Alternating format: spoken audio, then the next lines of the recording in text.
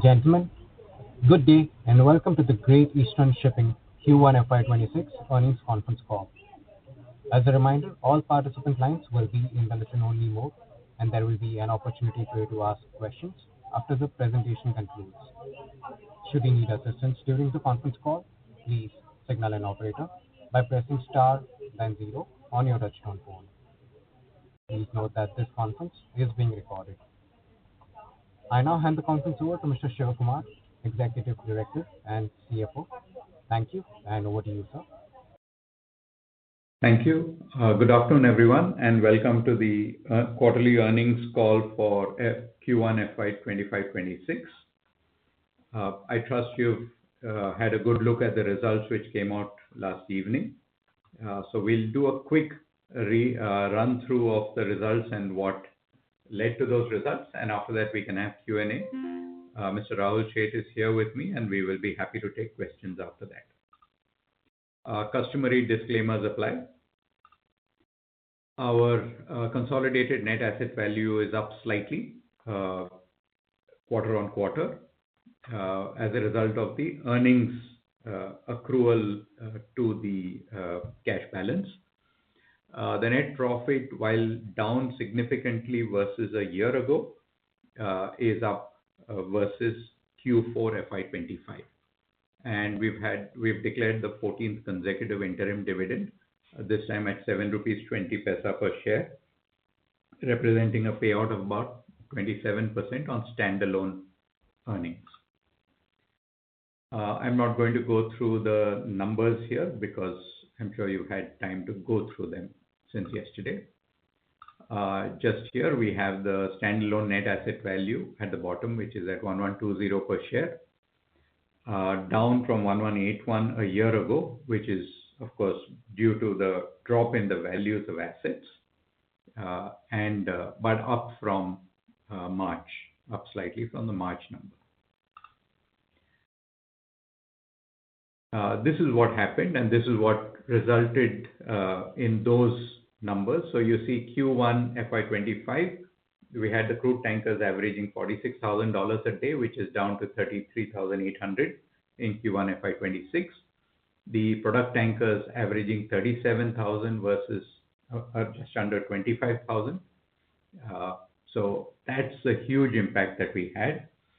Of course, our LPG ships got repriced upwards, and therefore there's an improvement from 36.7 to 43.8 thousand.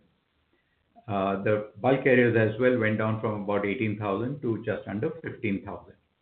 But versus the immediate preceding quarter, we had some slight improvement. 31,000 on the crude tankers went to 33. The product tankers were about the same. LPG again continuing on charter and therefore the same, and dry bulk improving slightly as well. Along with the rates coming off, we also sold a few ships last year, so that also resulted in some reduction, not in the rates, but in the earnings on an absolute basis. Standalone net asset value, of course, it's been going up, though for the last 2 years now it's been, since March last year, it's now been stagnant.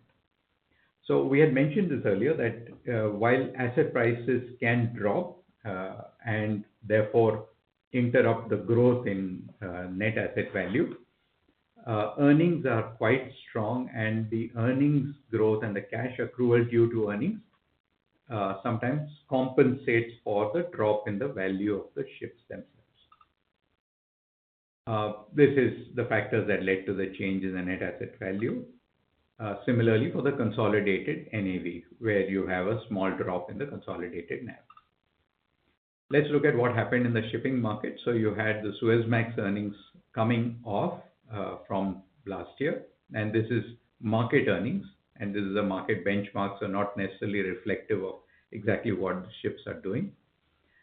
You also have the MR earnings coming off about 40% year on year. Now what led to this?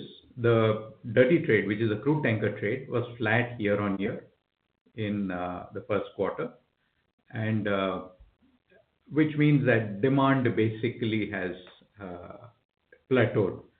And while you did not have too much of any addition of fleet, it still made the markets a little softer.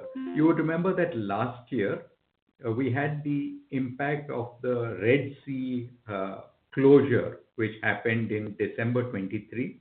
So those effects lingered through the first half of calendar 24.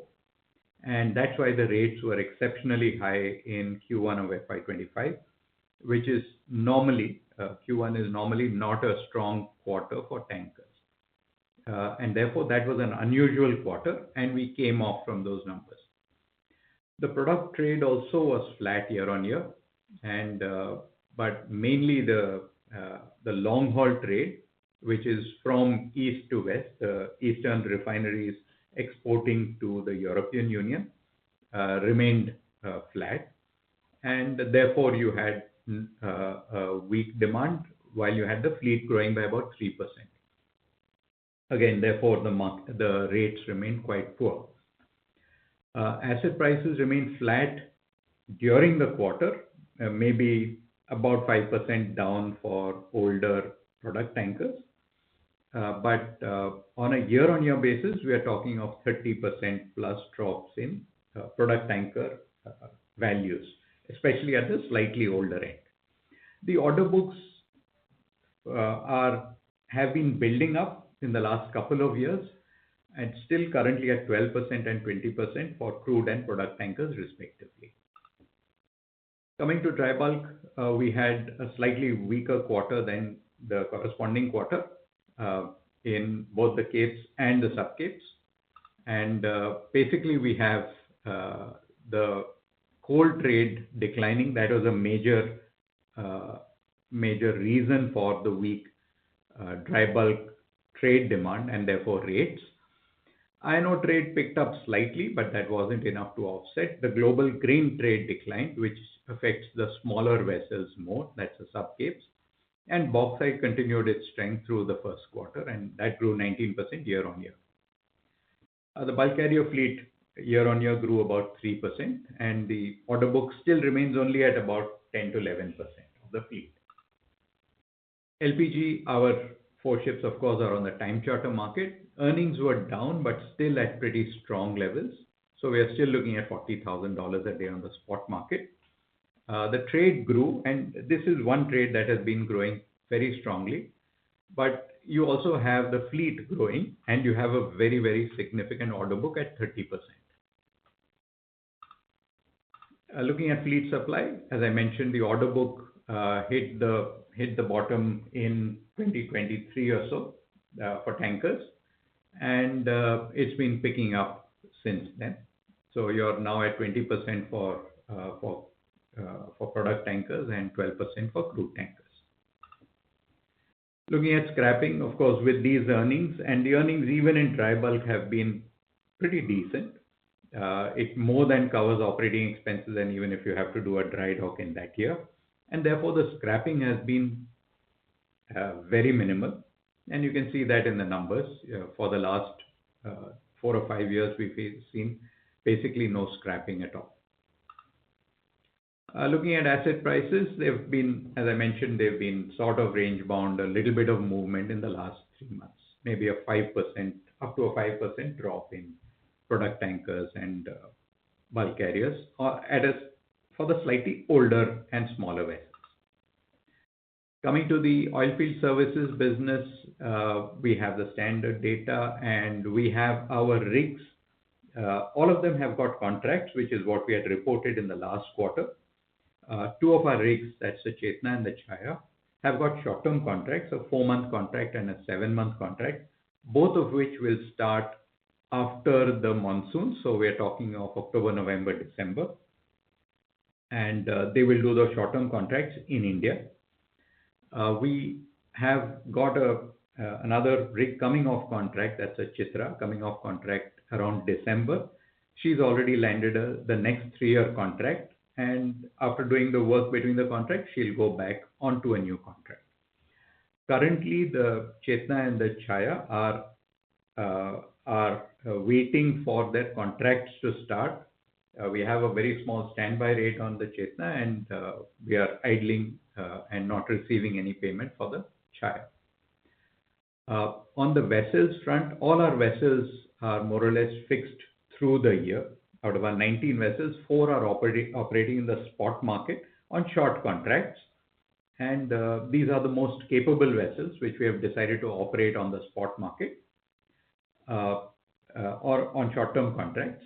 And those vessels will continue to operate typically on the spot market unless we get a contract which we believe compensates us at a reasonable level. So we have the vessels essentially fixed through most of the year, and the rigs also fixed, but we will have repricings starting in early 2026. This is the standard slide on debt equity. We have now net cash of about $600 million on a standalone basis. In the group, we have net cash of about $700 million, including the subsidiaries. And the share price to consolidated net asset value remains at just about 2/3. So we have a 1/3 discount.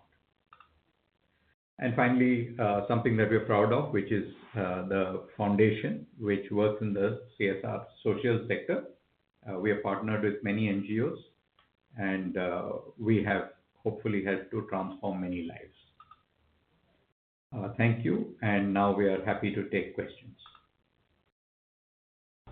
Thank you very much. We will now begin the question and answer session. A request to all the participants to limit their questions to 3 each per participant and to rejoin the queue for follow-up questions. To ask a question, click on the raise hand icon tab available on your toolbar or on the Q&A tab available on your screen. Kindly turn on your mic when the operator announces your name. Ladies and gentlemen, we will wait for a moment while the question queue assembles.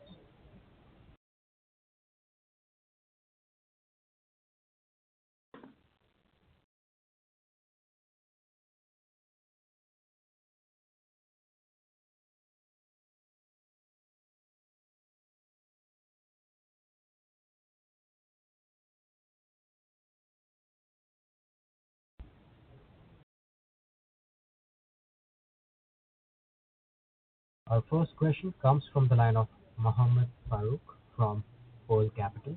Please go ahead.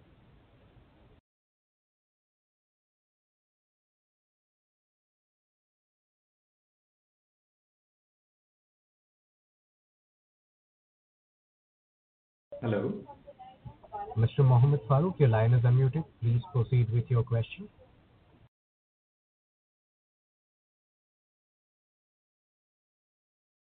Can you hear me? Yes, we can hear you. Okay, thank you. Good afternoon. Congratulations on the solid set of numbers this quarter. Given the improving spot rates as seen in the dry bulk index, the evolving tariff environment under Trump, and the expected trade rerouting due to both tariffs and ongoing Russian sanctions, how do you see Q2 shaping up? Do you anticipate this next quarter performance to be stronger than Q1 or broadly in line based on these developments?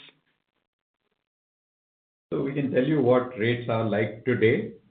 We don't make a forecast, but this is what is happening currently. Currently, rates are for bulk carriers are better than they were in the last quarter. That's in Q1. For tankers, it's more or less the same as where it was in the last quarter, maybe marginally higher. So that's where we are today. Again, to be clear, we have only finished a month of the quarter, so this could easily change. You know the nature of our markets. There are very big swings that happen on a daily and weekly basis. So we'll not hazard a guess as to whether the quarter will be better or worse. So what about the demand, sir, regarding the trade issues, rerouting because of these tariffs? Is there a demand increase on that because of that? No, not really. There is no trade rerouting because of the tariffs. None of the commodities really are affected by these. On a very marginal basis, they may be affected, but there's no rerouting happening really, and no significant rerouting. So if you want to just break it up sector by sector, so the oil trade is not really affected by the tariffs because it's broadly out of it. If you look at LPG, China has a 10% tariff on exports from the US. So we have seen some of that cargo go to US exports of LPG go to certain other Southeast Asian countries, including India as well. And then we've seen China pick up more cargoes from the Middle East. So there's been some change. On the ton-mile basis, there is a slight improvement on this rerouting. And then on a dry bulk, the US is not a major contributor to the dry bulk trade except for the grain trade. And we've seen, and this happened even in the last time in 2018 or so when Trump had put on those tariffs, we saw some of the grain exports from US get sent instead of China to certain other Southeast Asian countries, but the Latin American countries picked up the volume to send it to China. So we've seen some of that change as well. But on an overall basis, on the dry bulk trade, it's not had a very big impact. Okay, great. Sir, again, as a long-term investor, our key objective is wealth creation. The company has posted strong result and maintained robust cash reserves. At its valuation, especially in terms of price to earning, remains among the lowest in Indian market. Has the board discussed the possibility of a share buyback as a way to unlock value?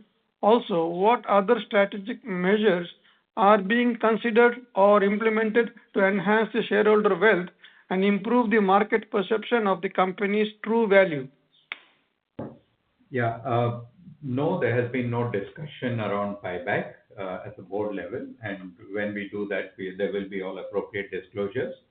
With regard to improving the shareholder value or the stock price, we are not experts in that. All we do is run our business to provide maximum returns from the business, and we hope that someday that will be recognized and translate into the appropriate valuation for the stock. But beyond that, we communicate what we are doing as well as transparently as we can, and hopefully that will have an impact sometime. Thank you, sir, and all the best. Thank you. Thank you. We have lost the connection for this show. Our next question comes from the line of Saket Kapoor from Kapoor Company. Please go ahead. Okay, go ahead. Yes, sir. You're all in the please go ahead. Yeah, namaskar, sir. Yeah. Thank you for this opportunity. Yes, sir. You can hear me now? Yes, loud and clear. Please go ahead. Thank you, sir. Sir, firstly, in terms of our offshore segment, for this quarter, although the revenue has been down Q on Q, the profitability has moved up from 82 crores to 126 crores. So what has contributed to these? Yeah. So the main factor is that while the revenue has gone down, the contributions of the vessels business and the rig business have been moved in different separate directions. The vessels business has given a much higher contribution in the revenue. And while the rig business, because two of our rigs are effectively idling, the revenue dropped. Now, what has happened because of that is that the rigs, when they are idling, we bring down the operating expenses to the bare minimum, and therefore we save a lot of costs there. That's what has happened. While for earning the additional revenue in the vessels business, we did not need to spend more. So for the same revenue, basically you had lower costs, and that's why we've had a better result despite having a very similar revenue number.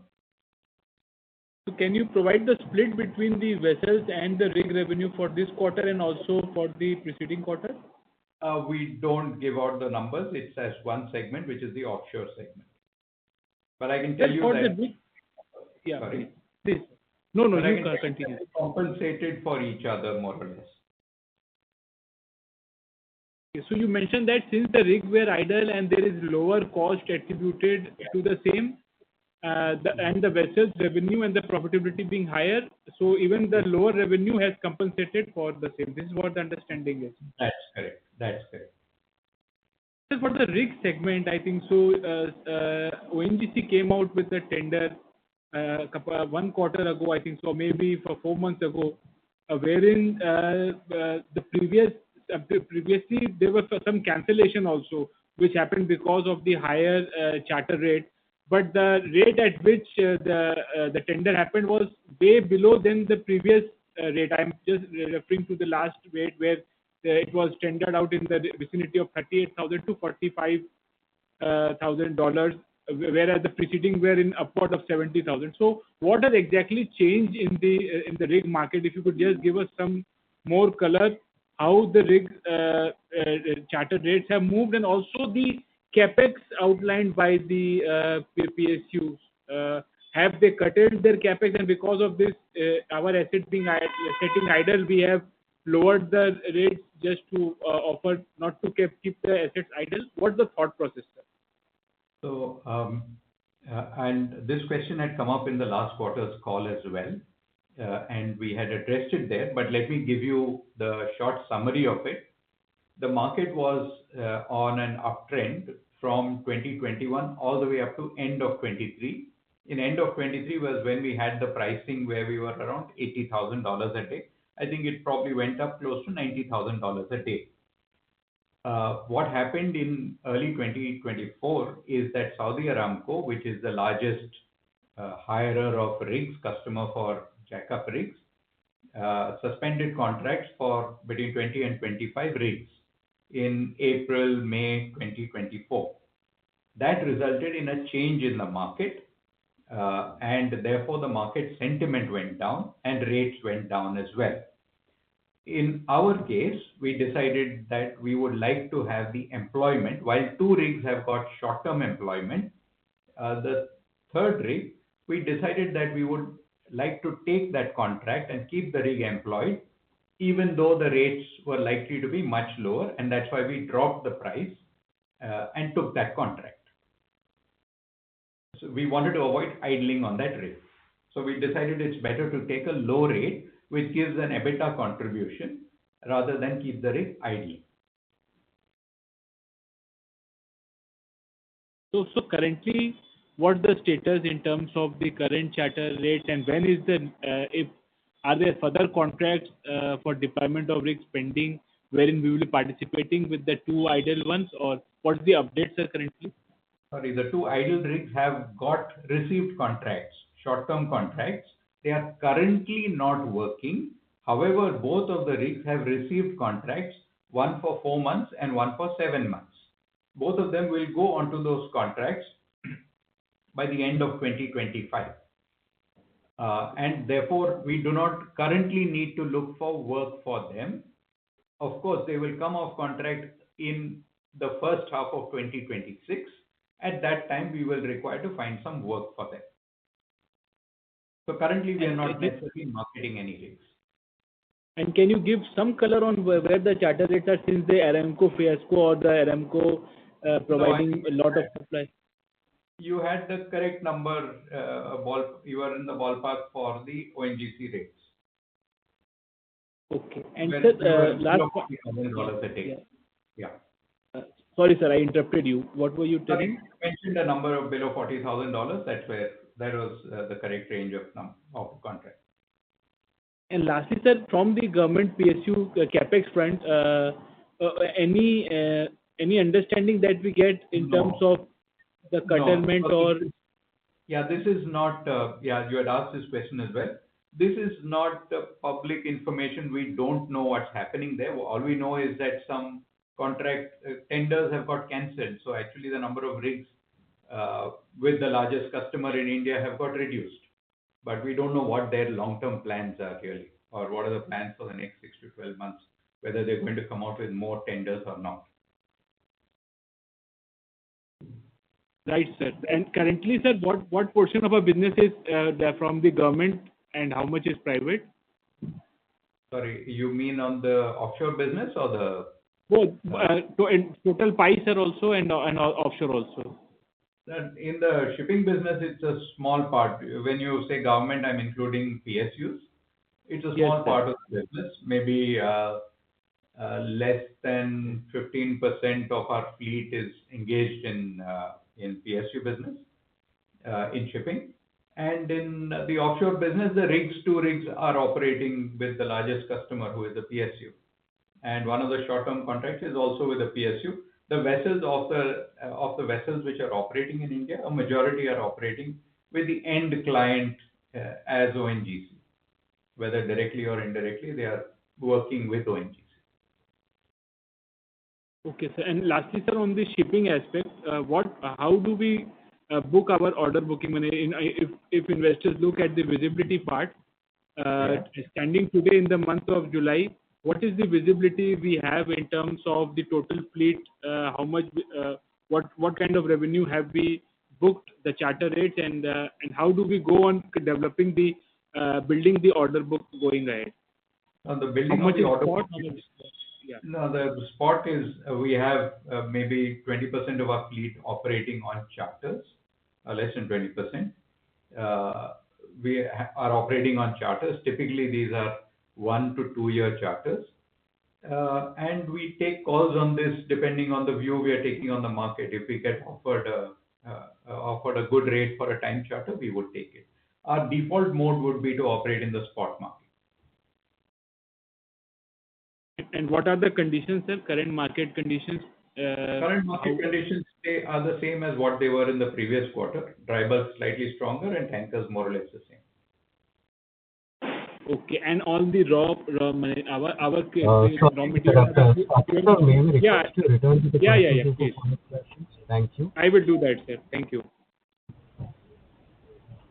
Ladies and gentlemen, request the participants to limit their questions to 3 each per participant and rejoin the queue for follow-up questions. Our next question comes from the line of Isha Shah from Mirzar Enterprise. Please go ahead. Am I audible, sir? Yes. Yes, ma'am. Yes. Go ahead. Okay. Good afternoon, sir. So I just have one question. I wanted to understand how is the shipping cycle across all our assets, okay, in face of the tariffs that has recently been going on? Yeah, so the shipping markets, so spot markets have been reasonably strong for tankers, though they are down from a year ago, Q1 over Q1, but they're still historically at fairly strong levels. Dry bulk are maybe around market averages. At current spot rates, they're probably above long-term averages as well.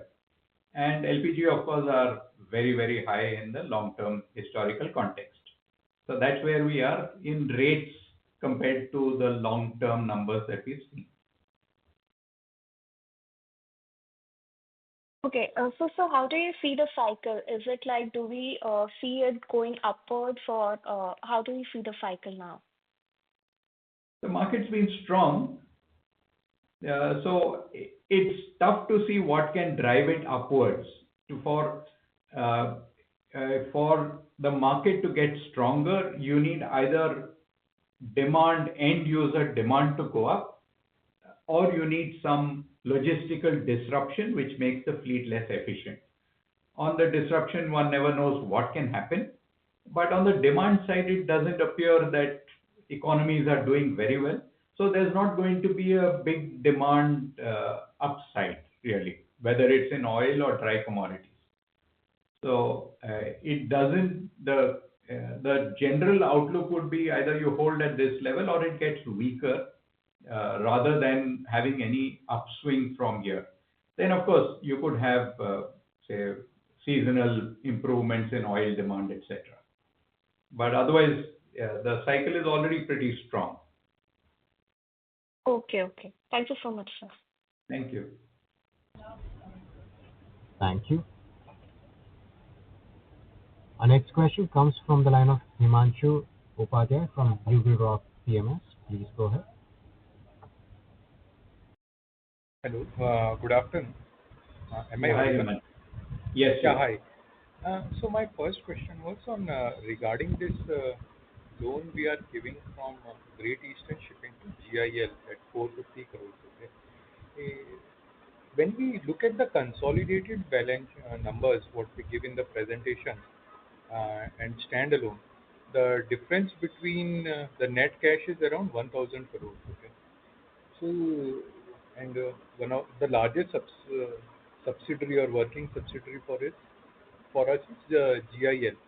So, would this majority of 1,000 crore would be in GIL only, or it is across various other subsidiaries, and hence we are giving this loan, or there's some capex plan on GIL, and hence No, this loan we are there's giving. no CapEx plan.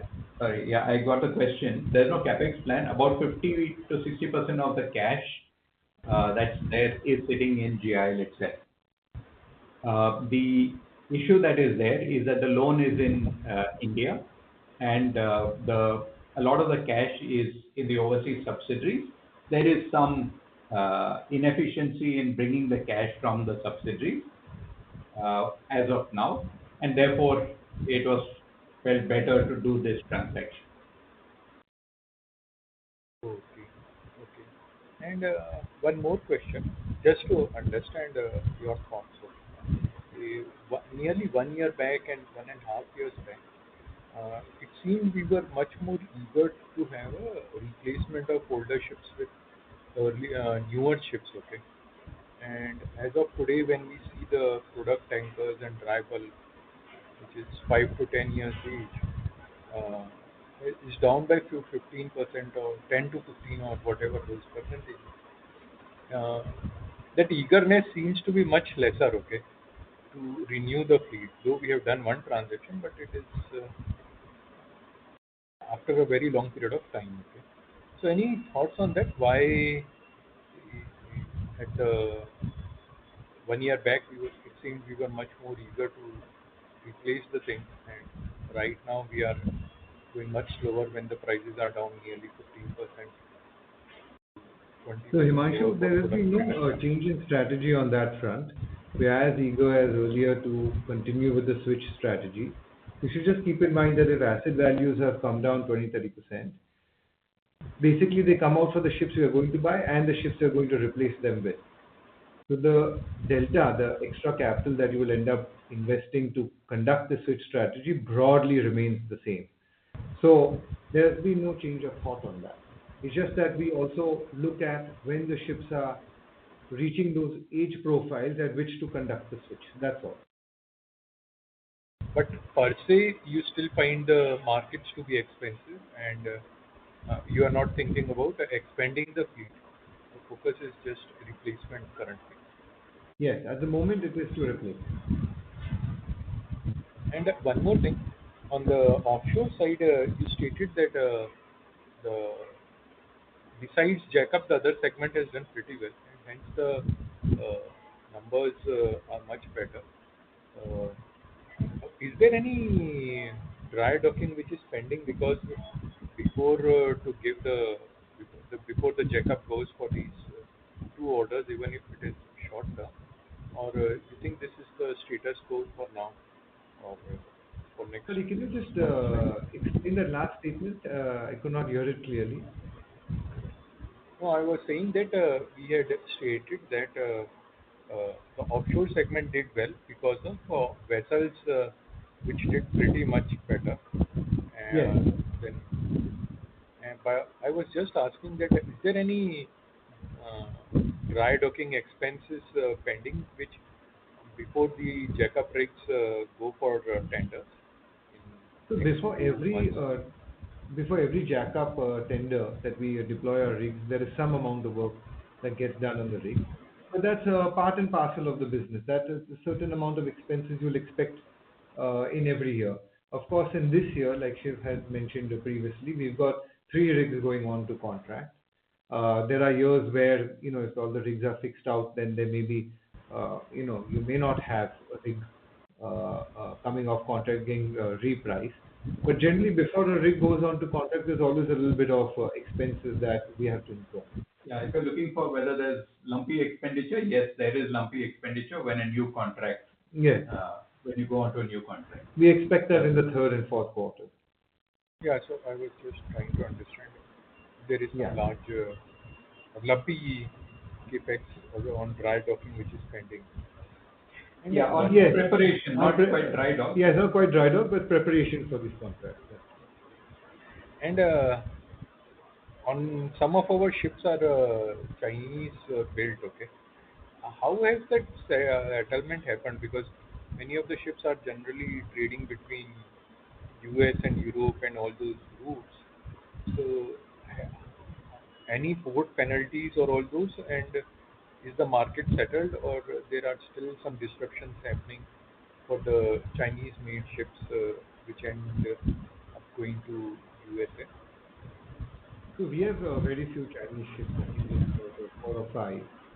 But you should also keep in mind that, when the USTR, which is these, let's call it a tariff or a tax, which came on these Chinese-built or Chinese-owned ships, eventually they diluted the rules quite a bit.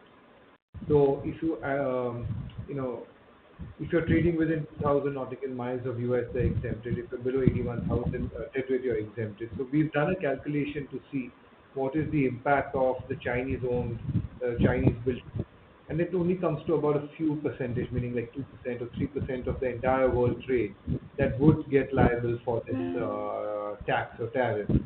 And that's too minor to have a big impact because it's very easy for ship owners to reroute those vessels and not put those vessels on the US trade because the tariff that they have discussed for those 2% of the fleet is prohibitive to call US. But the market has also already taken it into account, and there's been no real impact of that.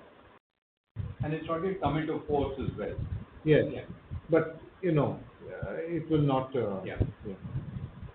And how significant can these be? Because in what we understand, even in EU, there are they are increasing the number of sanctioned ships. So, and any impact of that, and what US Chinese tariff means Chinese-made ships higher tariff will have, and the sanctions also. What is for See, Russian ships? we saw some sanctions, coming out of Biden's administration at the end of January. We saw temporarily, there was a sanction on, in China, there is a very big refining region called Shandong, which takes a lot of these ships. And temporarily in the month of February, maybe early part of March, there was a bit of uncertainty in the market of how these ships will fly. But somehow the market finds a way to rebalance. We've seen that, the data that we can track, it shows that the exports out of Russia have not really changed. They somehow find a way to eventually reach, their destination. So we've not seen any materially impact on these sanctions. Okay, thank you. Although, Yeah. recently there's been an EU sanction, where they have, it's not come into effect yet, but they have lowered the price cap.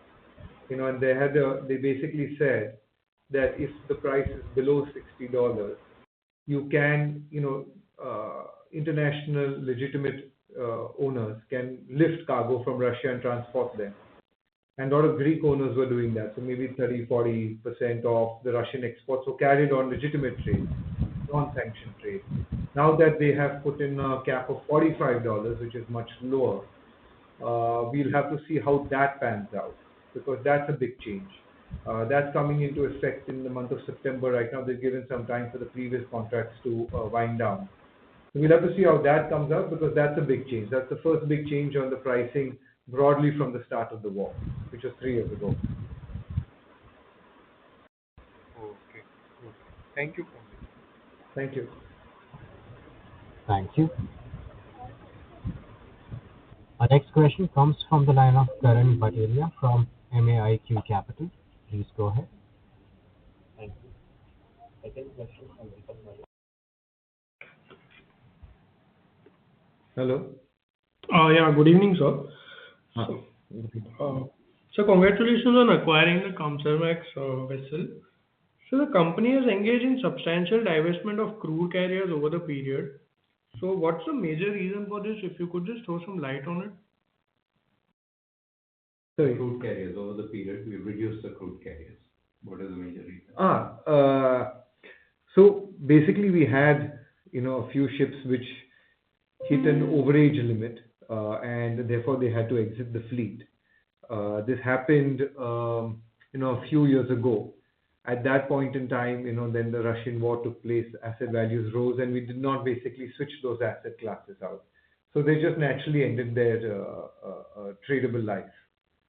There was no conscious call to reduce exposure to the crude segment. No, but Ideally, we would like to increase the number of crude tankers again. yeah, correct, sir. So actually, my question was, I mean, I understand the reason of selling it off, but there was no replacement for that, for to acquire new vessels. So is the demand lacking, or like, is it because of the heightened geopolitical tensions? Like, what's the No, our reason? intention is actually to increase the crude fleet again.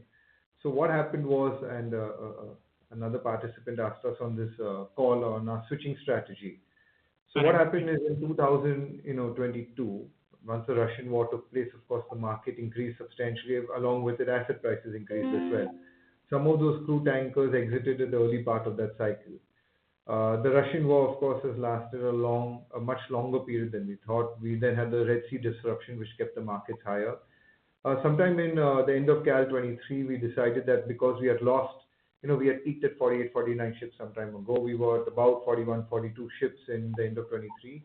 At that point in time, we decided that not to let the fleet come down in size any further, and so to continue to start a switch strategy and to maintain a certain amount of exposure to the market. It just so happened that we had already lost some of the crude tankers by then. And then since then, we're just holding ground to whatever fleet capacity we had at that time. And just to be clear on the switch strategy, the switch strategy, according to us, works because you are selling an older ship at a high point in the cycle and then reinvesting that into a newer ship at the high point of the cycle. Now that we don't have those older ships, which have exited the fleet a few years ago, you can't really switch them because the sale has happened too far back. Got it, sir. So any plans in, like, is the pricing levels too high for the vessel to buy the At ships, the or moment, maybe we could lease them, or like, so we have actually in-chartered one of the ships in our subsidiary in GIFT City, which is a Suezmax tanker, one of the largest crude tankers.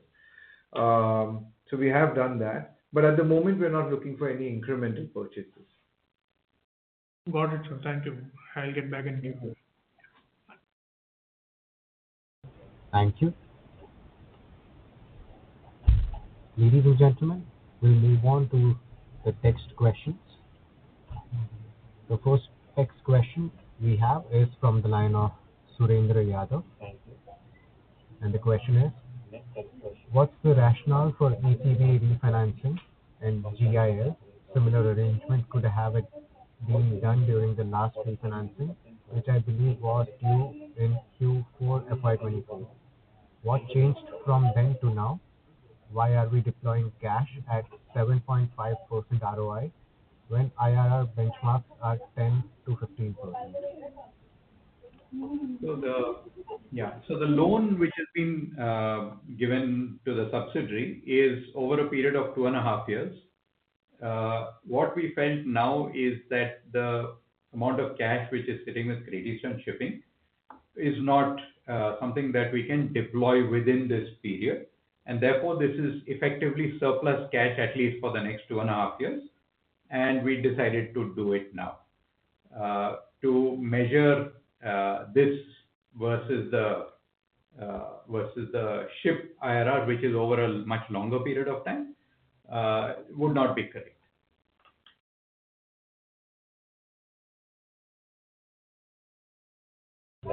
Thank you. Our next text question comes from the line of Amit Khetan from Laburnum Capital, and the question is, the shipping segment has seen very low normalized OPEX of 270 crores this quarter compared to last few quarters run rate of 300 to 330 crores. Is this just a function of operating a lower number of ships, or is there some one-off element here? Yeah, there is one, both of those are factors. One is the lower number of ships that we are operating as compared to, we have a 10% lower fleet versus Q1 of last year. The other thing is that we have actually had some reduction in costs. We have been focused on seeing how we can do some cost reductions. So that's one minor thing. What has also happened is that Q1, we had significantly higher costs in Q4, that's the immediate preceding quarter, as a result of which Q1 expenditure was less. So, so that's the other impact that we had. So to sum it up, one is lower number of ships. Second is actually lower cost per day per ship as a result of some efforts that we put in. Thank you. Our next text question comes from the line of Zahara Sharif, and the question is: with the Rio Tinto's Simandou iron ore mine expected to start production in November this year, is it true that up to 170 dedicated capesize vessels will be required for shipments to China? Can the dry bulk market absorb this new demand? If not, what could be the shortfall and could it impact rates? I'm not sure whether it will require so many Capesize vessels, but yes, this is true. Just a rerouting. Yeah, but the mine is coming up. You should also keep in mind there is actually a lot of export also coming from Guinea in West Africa on bauxite. That will also absorb a lot of Capesize vessels. That's actually a longer haul. So you're going to get a lot of demand for Capesizes from there. But you do have a certain amount of fleet growth, and iron ore trade, let's say at least up till now this year has been negative. So sometimes there's a rebalancing. So whether there is going to be, I think the question is leading on whether there's going to be some massive shortfall and a massive demand for Capesizes. It's difficult to predict the market, but this I think seems a bit of a stretch. Thank you.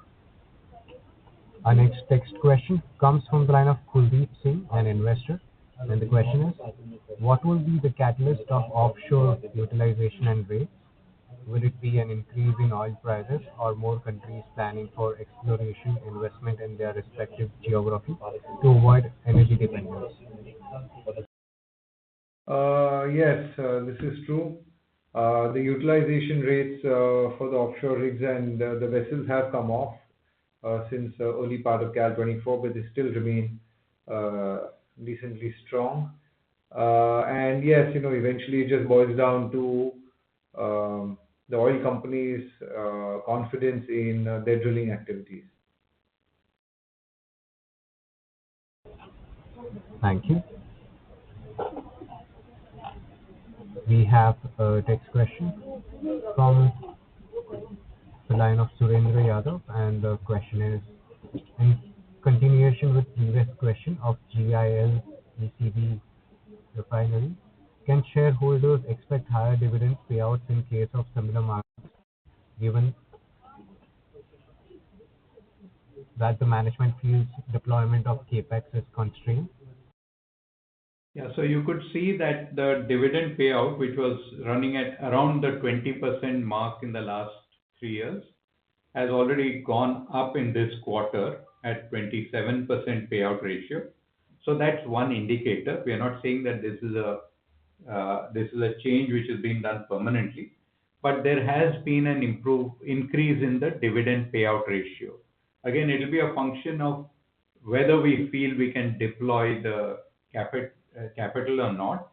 Remember, I mentioned that this money comes back to Great Eastern within the next 2.5 years, and therefore it is still available for deployment in capex. So it's not that the money has gone permanently from Great Eastern Shipping. So it will be coming back. All we felt was that we don't require it for the next 2.5 years because we already have a significant amount of capital. So out of the cash balance which is there in Great Eastern Shipping, this is the amount that we are talking about is less than 7 or 8%. So it's a small part of the cash balance of Great Eastern Shipping.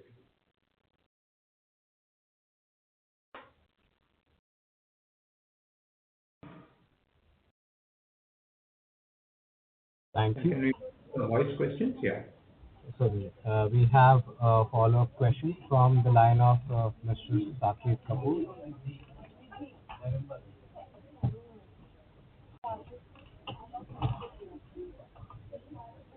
Please go You ahead. can hear me, sir? Yes. Yes, sir. Uh, Sir, firstly, in terms of the profit from sale of ship, what have we outlined currently uh, in terms of the profitability and the number of ships or the vessels which are up for sale? And secondly, sir, for investors, what should be penciling in terms of the revenue profile for us for the current financial year, taking into account the current business environment.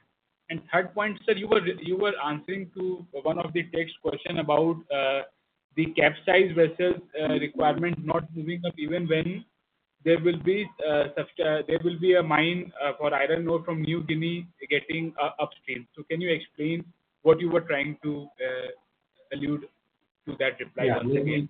let me take that last question first. What we meant was the question said, we said that there would be demand for 170 cape sizes. That seemed a little bit of a stretch. Basically, this is unless you have end user demand going up by the same amount of iron ore, then that demand cannot happen, because then you are just going to have a rerouting, which is either you take some Brazilian cargoes, you replace some Brazilian cargoes with cargoes from Africa, or you replace some Australian cargoes. So then it's only on the margin, and it will have a significant impact, but maybe not a full 170 ships. That was the only point. It will have a positive impact, just we don't know how much that positive impact will be. So you were telling that it depends. So, sir, one second. Sir, it depends that how the ramp up is there and how much demand is there for the mineral from the for the steel producing nation. That depends on how the demand will shape up. This is what you are trying to allude to. That is correct. From the importers. So we have looked at it from the exporter point of view. Yes, the cargo is available. The question is whether the importer wants that much more cargo. So that's where you have it. That is there an end user demand for that iron? So it's just that's all. Your other question was on profit on sale. We don't plan for profit on sale. We don't budget for it. If we see an opportunity to do a good transaction of a sale and a profit happens from that, then so be it. We are not planning and budgeting saying that I want to take X crores of profit on sale in this year or this quarter. So that is something that we don't do. And finally, on the revenue profile for this year, as I've mentioned before, the market is extremely volatile, and 80% of our capacity is open to the spot market. And therefore, it is very difficult to predict what earnings could be. And that's why we don't do earnings forecasts at all. And sir, correct me here, there is one haulage tax that is there for the other geographies that is not there for our institution, or for the taxation part for the shipping industries we are at par with the international fleet.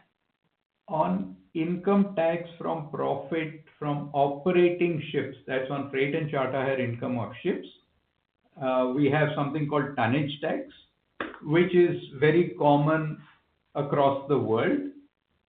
So that is more or less at par. We may be very marginally higher than some jurisdictions which have zero tax, but we are more or less on par with regard to shipping income. That is profit from earning freight or charter hire from running ships.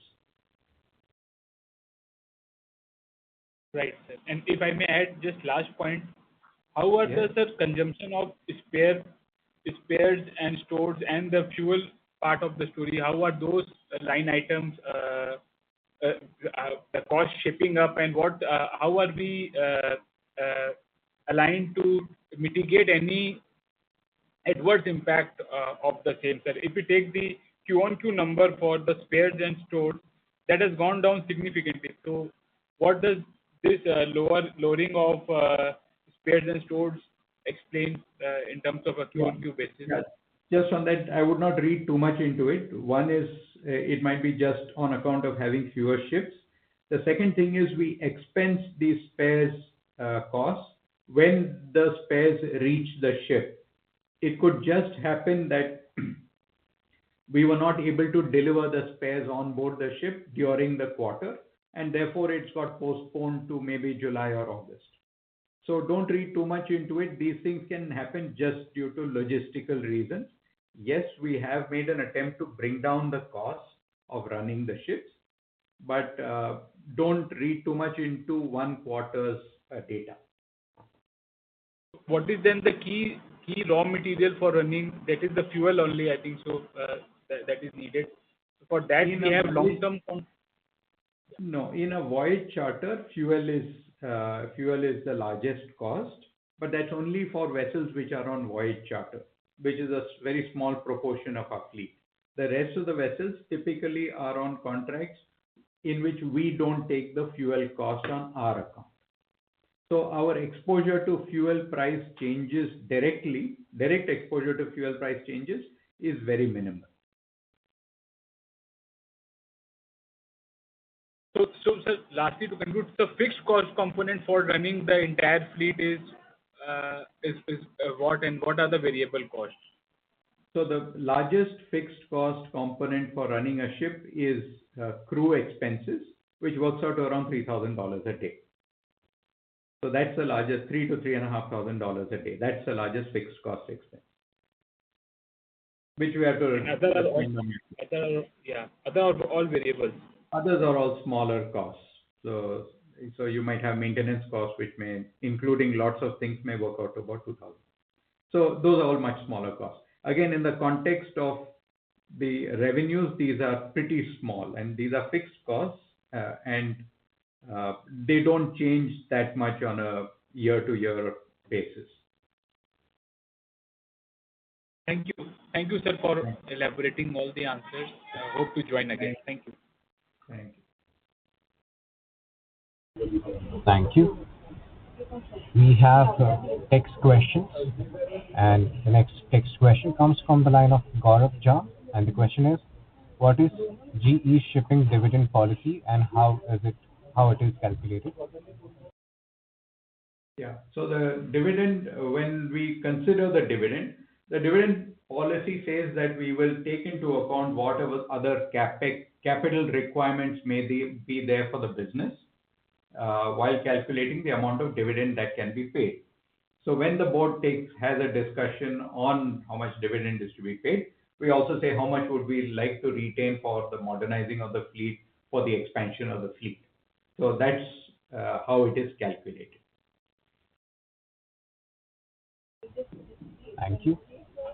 Our next text question is from Surendra Yadav, and the question is, for Q1, what was the spot and time charter split for the three shipping segments, excluding gas? The Israel-Iran conflict in May-June led to jump in rates of Suezmax and LR2s.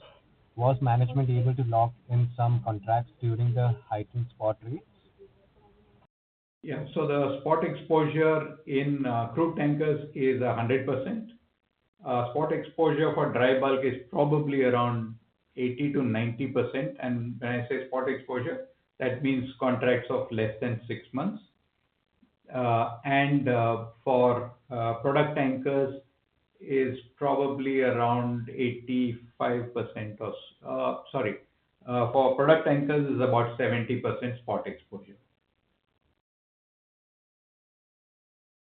So we did not lock in any contracts. That spike happened for a very short period, and we did not lock in any contracts at the time. It was a very short period of spike. Thank you. Ladies and gentlemen, that was the last question for today. I now hand the conference over to Ms. Anjali Kumar, Head of Corporate Communications, for closing comments.